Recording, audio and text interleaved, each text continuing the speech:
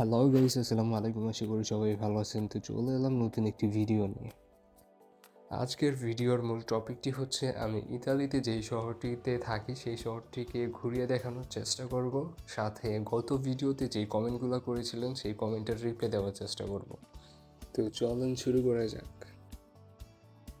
তো বর্তমানে যেই জায়গাটি দেখতে পাচ্ছেন সেটা হয়তো অনেকে চিনে ফেলেছেন। এটা হচ্ছে ইতালির ভেনিস শহর, যেটাকে কিনা অনেকে ভাসমান শহর নামেও চিনে। আসলে এটা একটা ট্যুরিস্ট স্পটস। এখানে অনেক মানুষ ঘুরতে আসে, বিভিন্ন কান্ট্রি থেকে এখানে মানুষ ঘুরতে আসে। আসলে এই শহরটি সম্পর্কে ইতিহাস তেমন একটা আমি জানি না, তবে বাস্তবে চোখে যা দেখতেছি তাই আপনাদেরকে দেখাচ্ছি। আরেকটি মজার বিষয় হচ্ছে এই শহরটিতে কোনো মোটর চালিত যানবাহন চলাচল করে না। যেমন যে কোনো ধরনের গাড়ি টাড়ি ধরতে পারেন যে এই শহরে চলাচল করে না। এই শহরে যখন পর্যটকরা আসে তখন হয়তো স্পিড বোট বোট অথবা পায়ে হেঁটে এই শহরটিকে উপভোগ করে। এমনিতেও ইউরোপিয়ান কান্ট্রিগুলোতে অত একটা শব্দ দূষণ দেখা যায় না, যদিও স্কুটি বাইকগুলা যায় আসতে কিন্তু অনেক শব্দ করে। তো আর এই শহরটা অন্যান্য শহরের থেকে একটু ভিন্ন, কারণ এখানে কোনো ধরনের গাড়ি চলাচল করে না এবং কালো ধোঁয়া উৎপন্ন হয় না, তার কারণে বায়ু দূষণও হয় না। তো পরিবেশটা অনেক সুন্দর, যেখানে কিনা অন্যান্য শহরে দেখা যায় গাড়ি টাড়ি চলাচল করে, অথচ এখানে দেখতে পাচ্ছেন যে মানুষজন পায়ে হেঁটে পার হচ্ছে অথবা বোটের জন্য অপেক্ষা করছে। আর এরিয়াগুলো দেখতে পাচ্ছেন অনেক সুন্দর। হয়তো বা আমি হেঁটে হেঁটে এতটা ঘুরে দেখানো আমার পক্ষে সম্ভব হবে না। আমি মূলত একটা গন্তব্যে যাচ্ছি, যেখানে গিয়ে একদিনের জন্য আমি একটা কাজ করব। তো ওইখানে যাওয়ার জন্য এই শহর দিয়ে যাওয়া আর কি। তো তার মাঝখানে এই ভিডিওটা করা। আর আরেকটা কথা মাথায় রাখবেন, আপনারা যদি ইউরোপিয়ান কোনো কান্ট্রিতে মুভ করতে চান তাহলে অবশ্যই নিজ থেকে কোনো স্কিল শিখে আসবেন। সেটা হোক welding, welder, electrician, car driver, anything, যে কোনো একটা স্কিল শিখে আসবেন। তাহলে আপনাদের জন্য ইউরোপের পথ চলাটা অনেকটা সহজ হবে। আর যারা কিনা যাদের কোনো স্কিল নাই, যারা ইউরোপের মধ্যে আসে তারা জানে যে প্রথম অবস্থায় সারভাইভ করাটা কতটা কষ্টদায়ক। আসলে ইউরোপের ভিতরে ল্যাঙ্গুয়েজ এবং স্কিল ডকুমেন্ট এই তিনটে জিনিস ছাড়া চলাটা, সারভাইভ করাটা অনেক কষ্টকর। তো চলুন কিছু কমেন্টের রিপ্লাই দেওয়া যাক।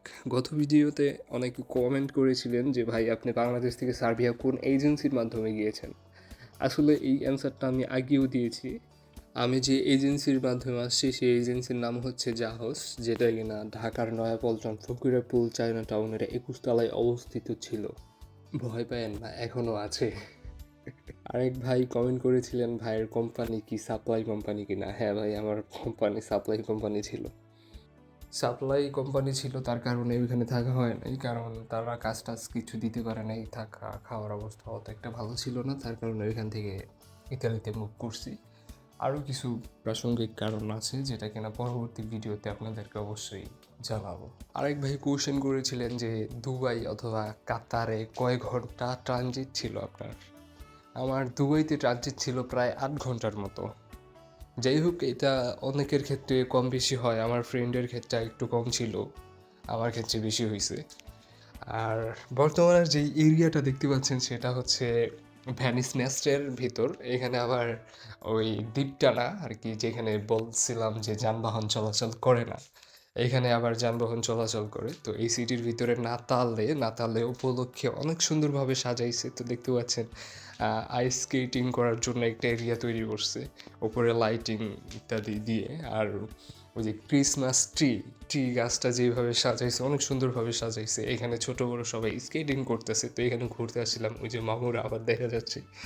তো এই যে দেখতে পাচ্ছেন ক্রিসমাস ট্রি, এটা কত সুন্দরভাবে সাজাইছে। তো এটা বলতে পারেন মানে মেন এরিয়া যেখানে ওদের নাতালের অনুষ্ঠানটা হবে। তো এটা মেন এরিয়া, সম্ভবত 25শে ডিসেম্বর এই মেন অনুষ্ঠানটা অনুষ্ঠিত হবে। তো ওই দিন আইসা দেখবো যে কী অবস্থা এবং আপনাদেরকে দেখাবো ইনশাল্লাহ।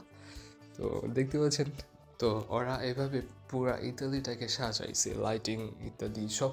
মানে প্রত্যেকটা রাস্তায় রাস্তায় দেখা যায় যে অনেক সুন্দরভাবে লাইটিং করে, বাসা বাড়িতে যে কোনো জায়গার ভিতরে লাইটিং প্রজেক্টর দিয়ে অনেক সুন্দরভাবে সাজাইছে।